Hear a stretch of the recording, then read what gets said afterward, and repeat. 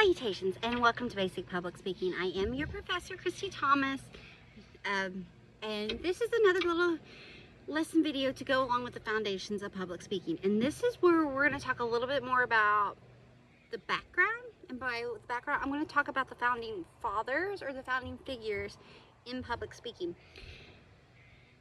I'm not going to go into crazy detail. I do have a Word document up that goes over it, and I might provide some links. There's some really great online links that kind of go through the timelines of public speaking. But as stated in the previous video, public speaking has been studied and feared since we really have been verbally communicating. Now, they recorded lessons and studying really came into the world in ancient Greece times. Now, I'm going to talk about a few folks, and then we're going to end it on pretty much on Aristotle. But the book discusses, and really the first teacher of public speaking is Gorgias.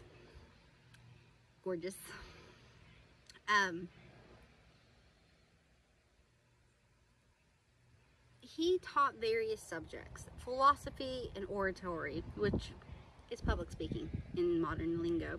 Excuse me, I'm outside recording, so my hair is probably all over the place. He traveled all over the Mediterranean, looking for work, discussing, breaking down. He advertised his craft as he advertised by delivering rhythmic speeches and fancy talk that enthralled audiences. He put out into the world that there are two things that really came from Gorgias. One, he said the power of public speaking or the power of persuasion can be spellbinding. Thus, the craft portion of the lessons in the textbook. But he also, the thing with Gorgias is that I go back and forth on his name pronunciation, and I know I'm probably butchering it either way. Anyway, I pronounce it. But he thought public speaking could be taught like a science. That was his take on it. But when he said when he would talk about speech, his claims it's the divinest works. It can stop fear, banish grief, and nurture pity. If you take that into account today, that's pretty powerful. Speeches can stop fear. They can also create fear. They have the power to banish grief. And when I say, if you think of it in today's term of memorial speeches, in memory speeches, eulogies, a group comes together, a public comes together, and they mourn. But it's not like an oh woe is me. It's a eulogy, memorial, tribute, because you're remembering and honoring the person that you're there for. So it's sad, but seeing people, seeing a public together in that sense helps the grief process. And then it nurtures pity. That may, loosest term, I guess, is that you can use aspects of your life in public speaking, and from that it evokes emotion, sadness, grief, jealousy, rage, jovial, jubilee, whatever the case may be here. But that's kind of translated today. But Gorgias just was really big on the idea that public speaking could be taught. Now, as we evolve in public speaking, the other founding fathers, this was the first known public speaker, and he just thought public speaking was such a craft. It was spellbinding. It was intoxicating to the audience. You could really manipulate a person or their views by the way you speak. Well, from him we have a Socrates, Plato, and Aristotle. Now, I'm going to kind of linger more into the Plato-Aristotle world.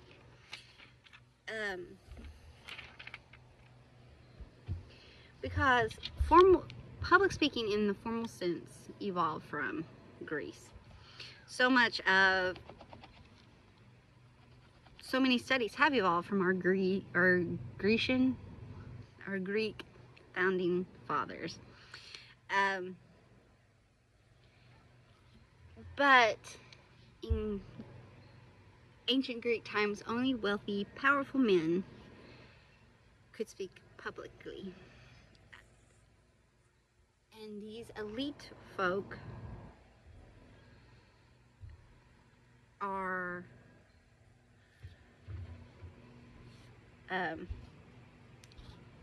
they govern the society that they're in. So the contrast is that today anyone can speak in a public forum. It's not just reserved. Now, that's not to say those in power and elite public speak. It may have more sway than some of us, but it goes to show you that we are now.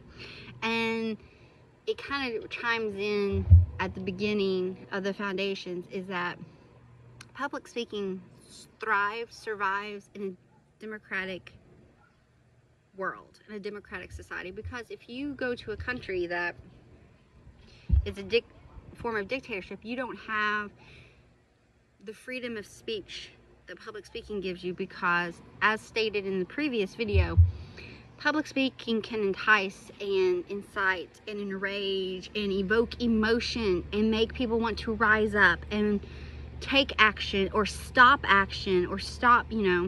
it's emotion evoking. Good or bad, it's emotion evoking.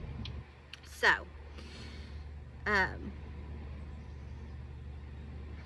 back to our founding fathers. Really, if you're going to put your money on someone, say they are the grand soul, main dude of public speaking as we know it, Aristotle is going to be who you put your money on. Aristotle argued that all types of speeches can be boiled down to three forms. There's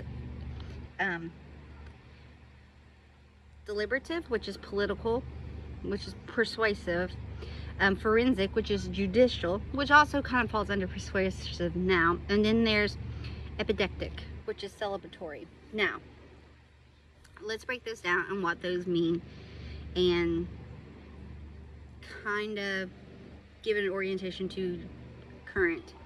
Judicial, which is forensic or legal. They didn't have lawyers in ancient Greece. So if a person was accused of a crime or illegal wrongdoing, they had to make a speech of guilt or innocence in court themselves. So Aristotle suggested this kind of speaking asked the audience to make judgment about a deed done in the past to find the person guilty or innocent. Today we refer to this as kind of a legal oratory, so it's still in use, but in the legal sense. Or legal rhetoric, legal rhetoric.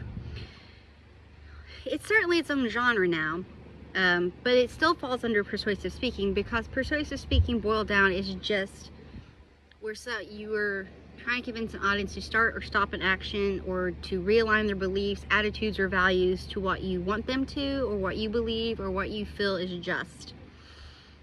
And then there's epidemic, which is celebratory.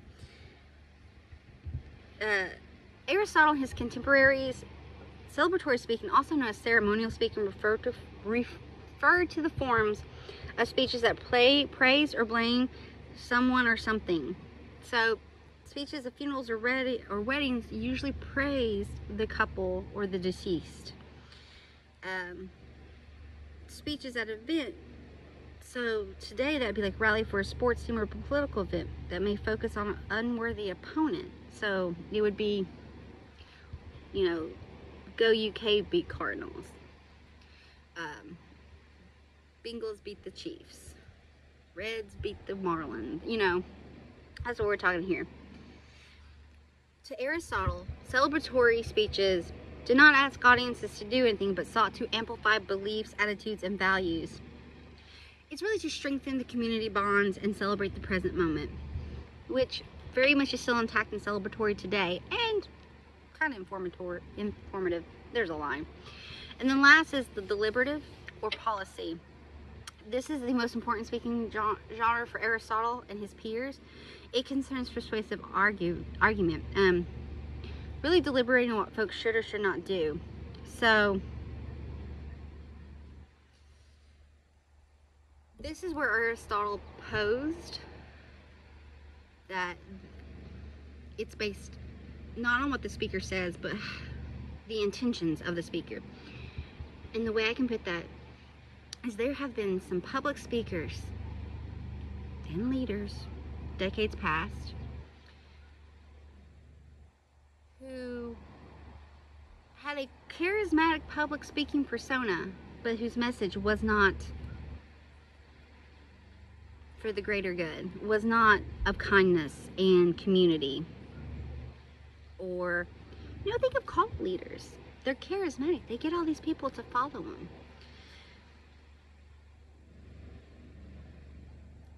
So that falls under. So again, those were epidemic, forensic, and deliberative. So at a glance, epidemic is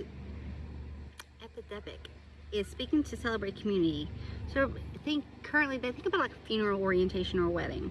Forensic is speaking about guilt or innocence. If you put that in relation to current, this is defending oneself in a courtroom. Deliberative is speaking to induce change. Currently, this would be speech in favor of policy change and rules and laws and just belief.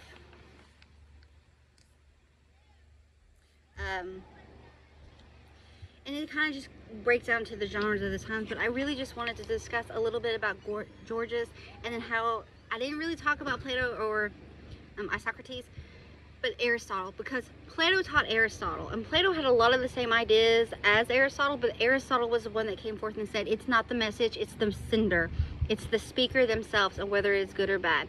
So I just want to touch base on that. There's a Word document as well. As always, hope you enjoyed. Thanks.